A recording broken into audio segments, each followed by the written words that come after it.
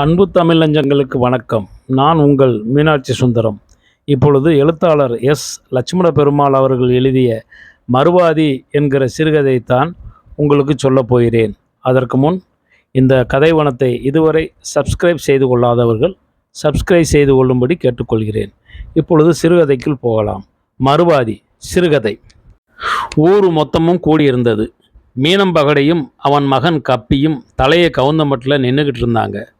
குடிச்சுப்புட்டா இந்த கப்பி பைய இதே வேலையாக வச்சுக்கிறான். இன்றைக்கி அவனை ரெண்டில் ஒன்று முடிச்சிருங்கன்னு ஆளாளுக்கு பேசுனாங்க.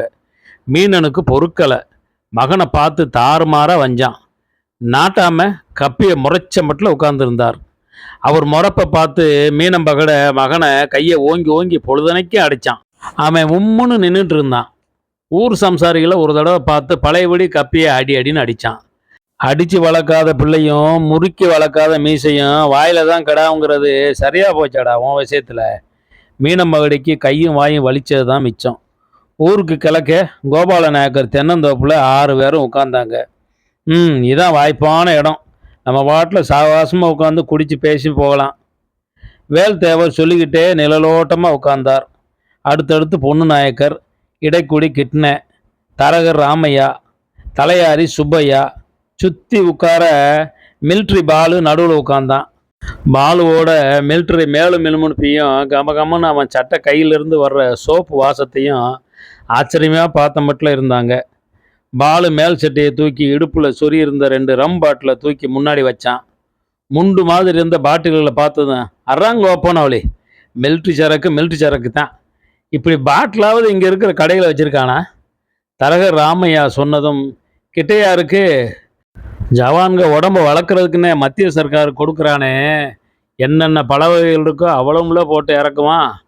கவர்மெண்ட் அதிகாரிங்கிற தோரணையில் தலையாறு சுப்பையா சொன்னார். இங்கெல்லாம் சும்மா ஏமாத்து வேலை.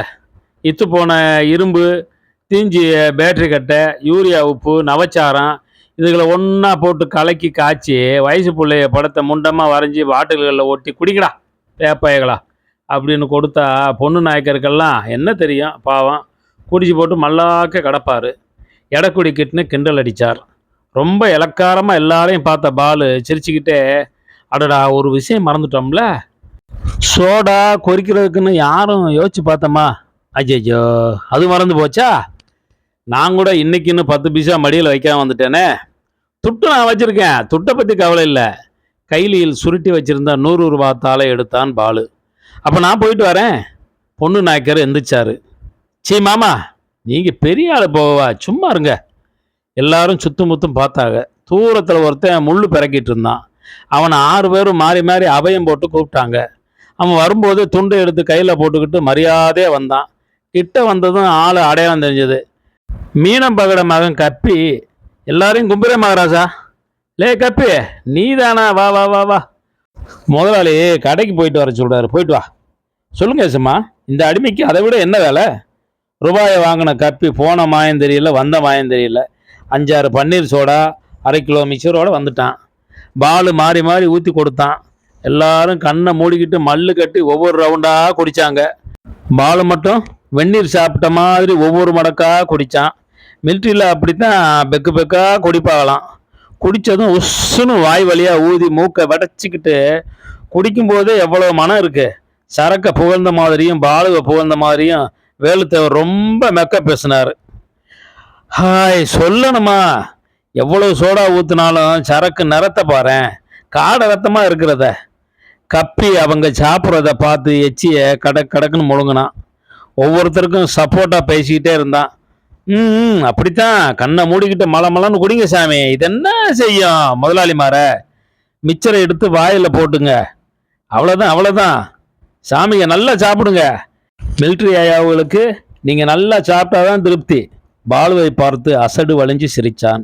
ஒரு கும்பிடு போட்டுக்கிட்டான். இந்த சாமிக்கு ஊற்றுங்க, அந்த அவளுக்கு மகராஜமார்களுக்கு வேற புகை எதுவும் வாங்கியாரவா? உபசரிப்பில் ரொம்ப மும்முறைச்சலாக இருந்தான். ஏல கப்பி, நீ கொஞ்சம் போடுறியா?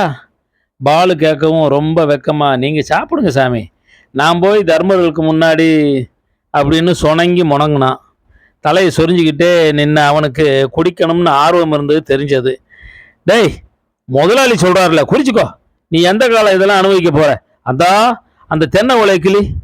மரத்திலிருந்து தலையை ஒட்டி வளைஞ்சு கிடந்த ஒரு தென்னங்கீத்தை கிழிச்சு பதனிக்கு கட்டுற மாதிரி வளைச்சு கட்டி நீட்டினான். கொஞ்சமும் மௌன் சுளிக்காம ஊத்த ஊத்த தவிக்கு தண்ணி குடிக்கிற மாதிரி வளைச்சு மண்டுனான். மிக்சரை 2 கையை நீட்டி மரியாதை வாங்கி தூரமாய் போய் நின்றுக்கிட்டான். நேரமாக ஆக 5 பேரும் 5 திக்கமாக உக்காஞ்சிக்கிட்டு பாலுவோட கோடை பாரம்பரியத்தையும் அவங்கவுங்க வீர பிரதாபங்கத்தையும் கசாமுசான்னு பேசிக்கிட்டே கிடந்தாங்க. கொஞ்ச நேரம் போனதும் கையில் கிடந்த துண்டை எடுத்து தலையில் நேஞ்சி கட்டின கப்பி விறுவிறுன்னு வந்தான். பாலுக்கு முன்னாடி இருந்த ரம் பாட்டிலை எடுத்து மேலையும் கீழையும் பார்த்தான். பிறகு கீழே வச்சான். எல்லாரையும் ஒரு தடவை சுற்றி பார்த்தான். யாரும் நிமிந்து பார்க்குற மாதிரியான நிலைமையில் இல்லை. பாட்டிலோடு எடுத்து கடன்னு குடித்ததும் மிக்சரை கை நிறைய அள்ளிக்கிட்டான். பாலுவை மெல்ல கையால் சுரண்டி மில்ட்ரியில். பாலு மெல்ல தலையை வசதி என்னங்கிற மாதிரி தலையை மேலுங்களும் ஆட்டினான்.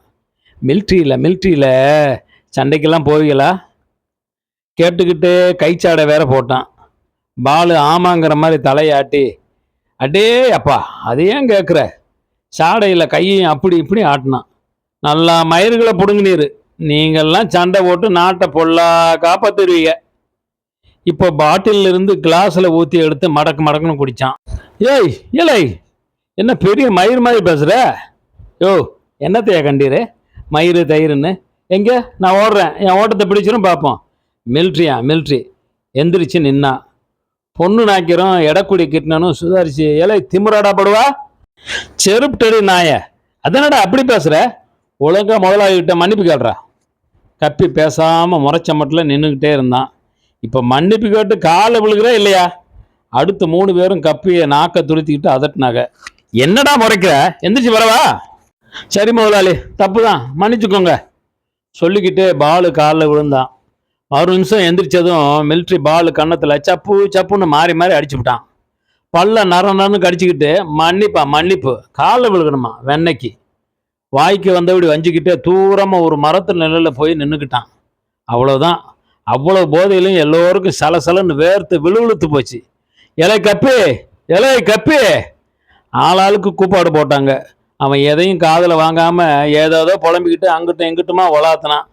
இதெல்லாம் பார்த்து அரண்டு போயிருந்த தரகு ராமையா, நான் அப்போவே சொல்லணும்னு பார்த்தேன், இவன் குடிச்சு புட்டா காலில் விழுகிறேன்னு பழியாக அடித்து போடுவானே.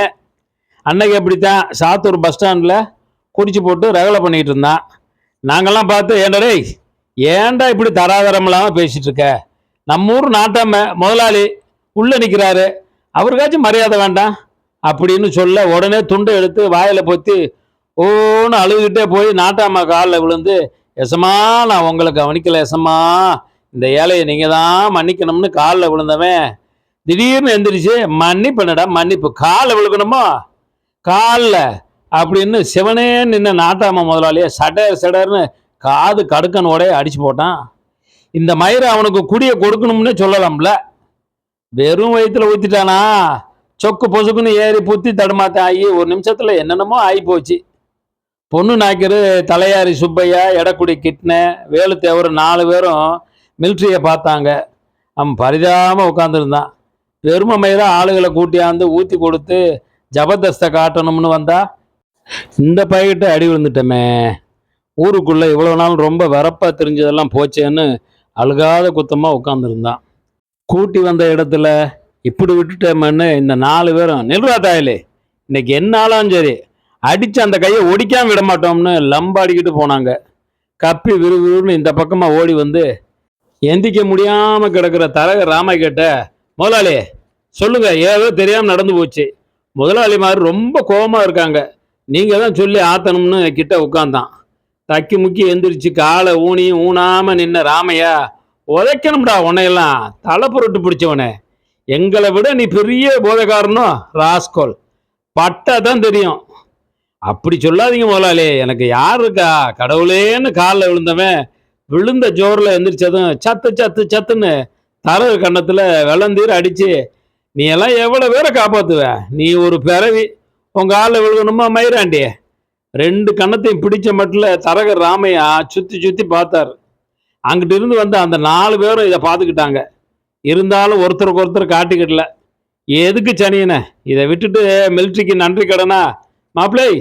மாப்பிள்ள, உங்கள் மேலே கை பட்டுருச்சுல்ல, நாங்கள் க்ளோஸ் பண்ணாமல் விட மாட்டோம்.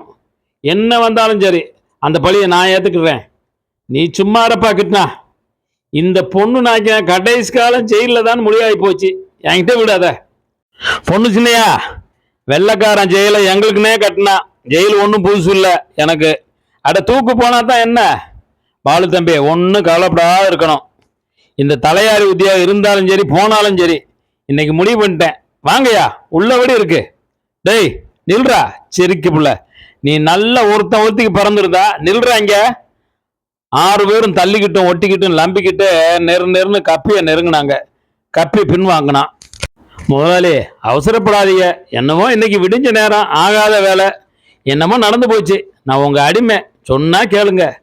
ஏலை சின்ன சாதி பழை, நீ சொல்லி நாங்க கேட்க வாடா. பிடிங்க அவனை. சாமி, காலையில எந்திரிச்சு உங்க நிழல்ல நிக்கிறவன் 2 செருப்பிட்டு அடிங்க. நீங்க வீசி எறிஞ்ச எச்சியை திங்கிற நாய். சாமி, உங்க காலில் அப்படின்னு குனிஞ்சான். ஏய், என் காலில் விழுகாத, என் காலில் விழுகாதடா.